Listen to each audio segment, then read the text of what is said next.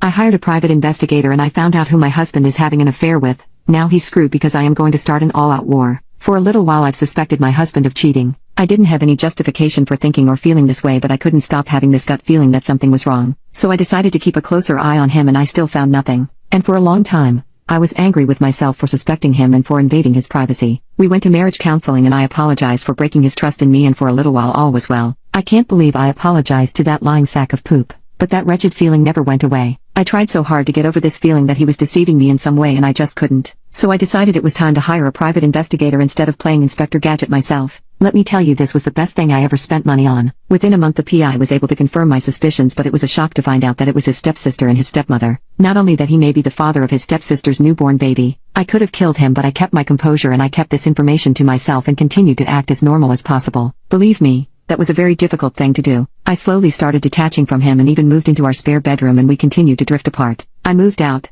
got a new job, and started saving money for our divorce. I got my life in order. Now here we are almost a year later and in the final stages of our divorce, and I've still not told anyone. I've spent the last year preparing for our divorce because I'll be damned to leave this marriage empty-handed. I wanted to handle our financial affairs first because my husband works for his father and I didn't want to leave him unemployed during our divorce process. This son of a cunt dragged out our divorce and fought me for everything, even things that were mine to begin with, but I kept my calm and I won't say a word until I get everything I deserve. That's when I'll tell his father. And his father is not a man to be messed with. I've been assured the check will clear in 3 days, or less, and it's over for Robert, cause as soon as that money hits my account, his mother, stepmother, stepsister, brother-in-law, and father will receive a beautifully written email with pictures and videos of what he has been up to. His dad will tear him apart. Count your days, Robert. Edit 1. I got my money. Time to send it. Edit 2. His stepmother and stepsister do not know about each other. I don't know how long he has been intimately involved with them, but I do know it started in adulthood for all involved. Update post. Let's clear some things up. When Robert's father remarried, Robert was already a 30-year-old man, so no, he wasn't intimately groomed,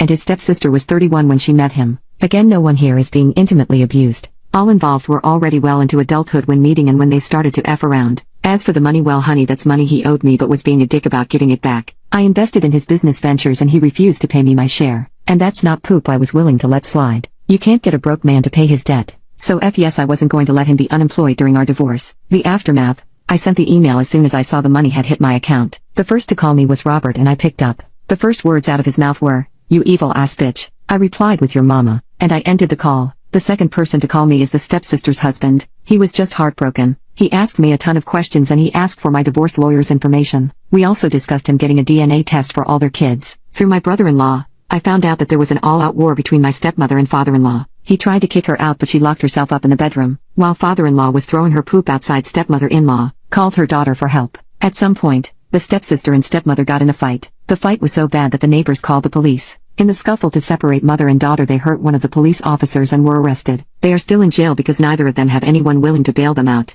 The following day I got a call from Robert telling me that his daddy almost ran him over. So he wanted to come to stay with me because he was scared that his daddy or brother-in-law will try to beat his ass again. Robert is scared to go home. His dad and brother-in-law are pretty much camped outside of his place and have already jumped him twice. Robert is terrified. He tried to stay with his mother and she told him that he had made his bed and should now lie in it. FYI, I am not done with Robert yet. I've got more planned for him. Update 2. Ex-sister-in-law is in deep doo-doo as the results for the DNA test came back and 0 out of 3 is his. Ex-brother-in-law is distraught. She doesn't even know who else could be the father. Heifer, how many men have you been betting, besides your husband and mine? Don't worry, I'll find out. Like, I knew she was a trifling old bag of bones, but I never knew she was this cold. Brother-in-law has decided to cut ties for his own sanity as he feared he might act in a way that is outside his character. Now I feel bad for those babies, but I understand why he had to leave. Did we, ex-brother-in-law and I, give a copy of the DNA results to everyone she knows? Yes, we did. Did I personally go out of my way to darken the steps of a church and make my testimony and hand out copies of the DNA results? I sure did.